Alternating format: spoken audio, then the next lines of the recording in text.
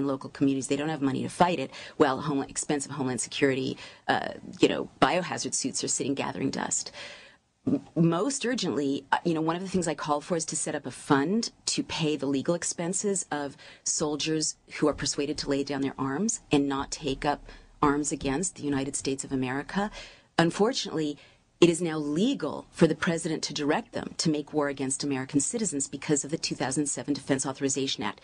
So even though soldiers are not prosecuted if they disobey illegal orders, unfortunately this order is legal, so they can be prosecuted for refusing to serve in the U.S., in the United States of America. So I want to start a fund to support their families. I want people to reach out to military families to say there is a higher patriotism. There is a higher patriotism. I think, again, most urgently, to arrest the criminals. I mean, that is the most urgent thing, to recognize that it's a state of emergency. It's not business as usual. There is not going to be an election as usual. If he can declare on October 3rd that he's going to engage in martial law if people don't do what he wants, why on earth would he hand over the power to a Barack Obama presidency, an election? This is crazy thinking. This is denial, and we have to snap out of it. Talk about the parallels to the situation now and the founding of this country, how regular people fought. Thank you, Mike. That's a very important and inspiring thing to direct our attention to. And again, that was the source of my sense of courage when I read about these people in Give Me Liberty. It's exactly what I wanted to offer people at a time of crisis like this. The founding generation, totally ordinary Americans, were facing the biggest military power on earth at the time, George III's government, and his mercenaries, who were doing what the 1st Brigade is sent to do. They were policing civilian streets. They were bursting into people's homes without warrants. That's why we have the Fourth Amendment, or had the Fourth Amendment. They were terrifying women, molesting women. They were intimidating children, going through people's, private possessions. The founding generation knew how terrifying a standing army was. Nonetheless, ordinary people rose up again and again. The Boston Tea Party was really an act of guerrilla radical theater. Very brave people, but that's just one example. Ordinary Americans were so enraged by this assault on their liberties that they would go to the tax collectors, George III's tax collectors' homes, and dismantle these mansions brick by brick and leave not a brick standing. In New York, where Battery Park now is, they would, and I'm not saying do this, it's just a sign of how brave and fierce they were in defense of liberty, they would set fire to these palatial carriages, that these tax collectors had. They would build these bonfires. When Washington, issued an edict, a foreign policy edict with Britain that they didn't agree with, there were riots up and down the eastern seaboard.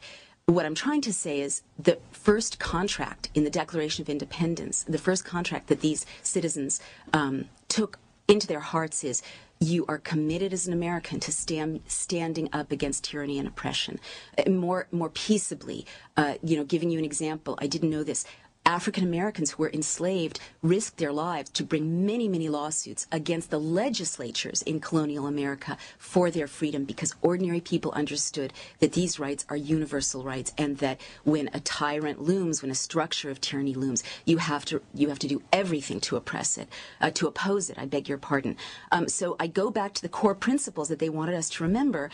Your first principle, you're not entitled to speak freely. You're obliged to speak freely. People are feeling fearful. They're silencing themselves. You have to, as an American, speak freely. Second principle, you have to, thank you for passing me the title page. Second principle, thank you. You rebel continually against injustice and oppression. I mentioned that. Third principle, ordinary people are supposed to run things. We've been told again and again, leave it to us, leave it to the politicians, the pundits, the constitutional scholars. No. Ordinary people in America are supposed to be the leaders, the agents of change, and right now your country needs you. Transpartisan, left or right, your country needs you to see this coup for what it is and to rise up against it. Fourth principle, Americans cherish the rule of law. That means we are not supposed to sit idly by when the rule of law is subverted and perverted. Why do people all over the world envy us? It's not our standard of living, although that's nice. It's how we feel inside, because we are so free, or we have been, because we cherish the rule of law. Paradoxically, the rule of law has been intact in America. Judges tend to be not corrupt. You know, the Constitution has protected us. So what that gives us this inner freedom. That's what people envy. That's going to disappear if we don't rise up against this violation of the rule of law. The fifth principle is that America has no established God. This is so important. These people are seizing power in the name of a theocracy. I didn't used to think that was true, but now I do. Not that they are driven by faith, but they're using faith as a mobilizing tool. Sarah Palin is going to extend that theocracy. I've written a piece about this.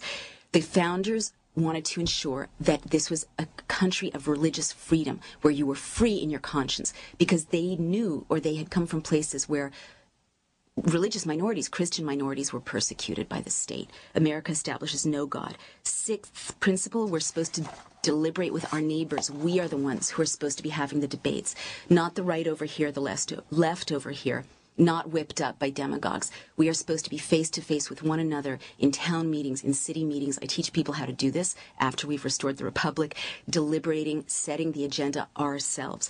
The seventh principle is that we cannot maintain an oppressive empire and still be Americans. America is supposed to understand that liberty is universal, a universal human right. We are supposed to divest of an oppressive empire and become a republic again, and truly send out and support liberty abroad, rather than subverting democracies and turning a blind eye to them as citizens.